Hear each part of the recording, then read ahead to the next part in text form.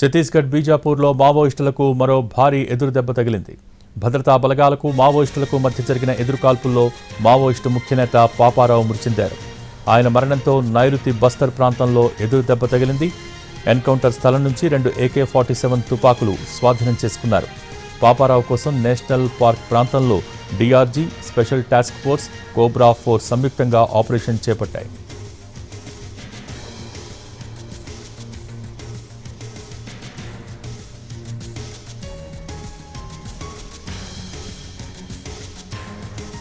సుక్మా జిల్లా నిమ్మలగూడెం గ్రామానికి చెందిన Paparao Dandakaranyam special zonal committee సభ్యుడి నుంచి పశ్చిమ బస్తర్ డివిజన్ కార్యదర్శిగా ఎదిగాడు.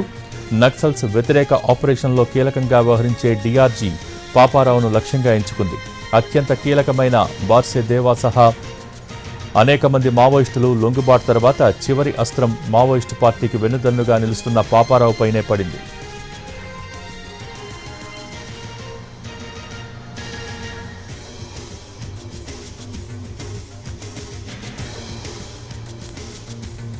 ఛత్తీస్గఢ్ అడవుల్లో వందల సంఖ్యలో ఇప్పటికీ చురుకైన మావోయిస్టులు ఉన్నట్టు నిఘా వర్గాలు అంచనా వేశాయి.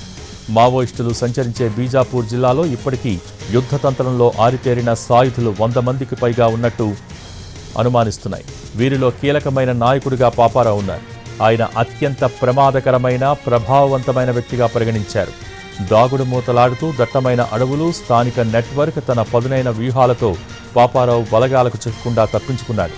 ఇవాళ జరిగిన ఎన్కౌంటర్లో ఆయన మృతి చెందాడు.